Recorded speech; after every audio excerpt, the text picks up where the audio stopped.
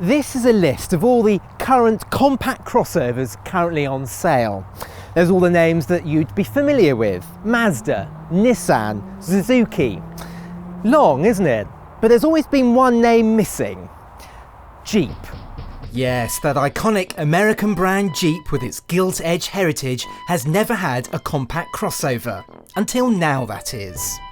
Meet the Renegade, the first compact crossover that aims to be the first proper SUV in its class. There's no mistaking it for anything other than a Jeep. There's the 7-slot grille that has appeared in every Jeep since the 1940s. There's plenty of ground clearance and a rough and tough stance.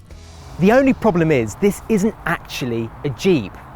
It's based on and is built in the same factory as the Fiat 500X. So that means the Renegade is the first Jeep to be built outside of North America.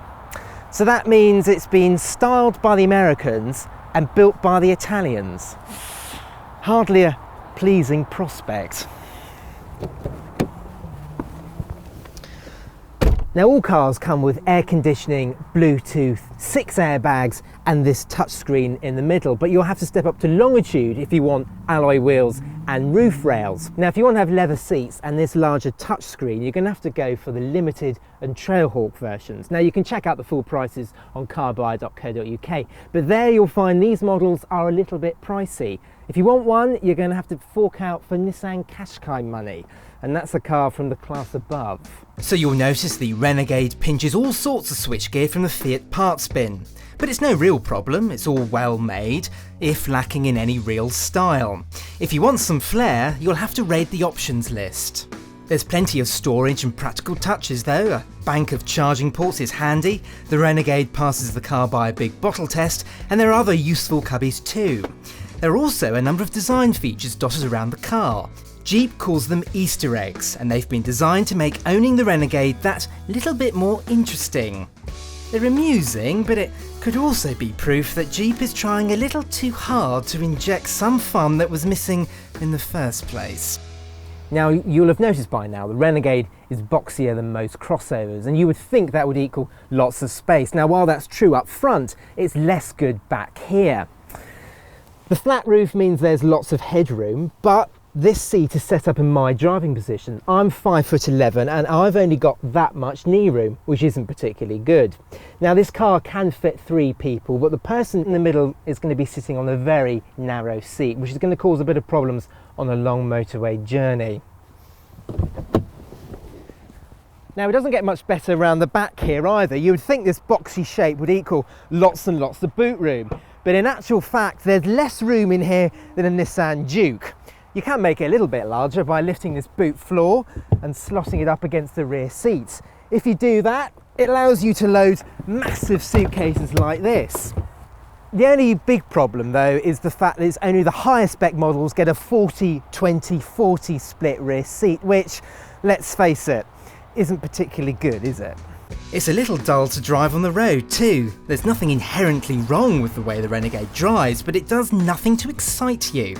It's not as fun to drive as a Mini Countryman or a Mazda CX-3, with the Renegade suffering from steering that doesn't have much feedback.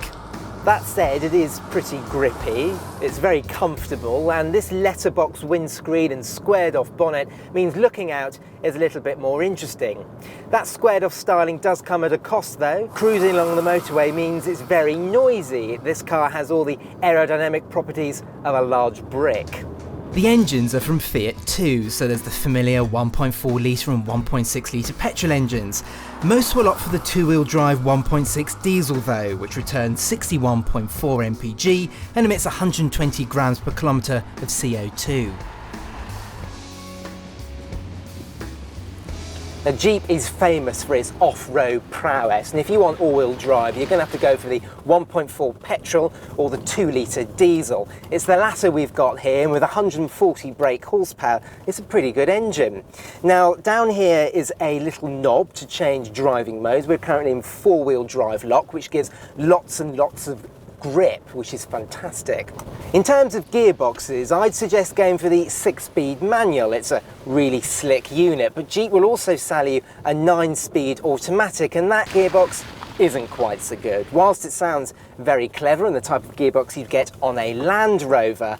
In the Jeep, it feels a little bit hesitant, as though it doesn't really know what it's doing. The Jeep Renegade is a worthy addition to the compact crossover class. The fact that it offers true off-road abilities means it has bragging rights over some of its competitors. Is it good looking? That's debatable. It's pricey, and there are a few question marks over some of the Fiat sourced parts. But if the Renegade ticks your boxes, then you'll need to check out some of the reviews of this car's competitors. Click the video on the left to see our review of the Renegade's sister car, the Fiat 500X, or the video on the right to watch our review of the Nissan Juke. Click up there to see our latest video and on our logo to subscribe.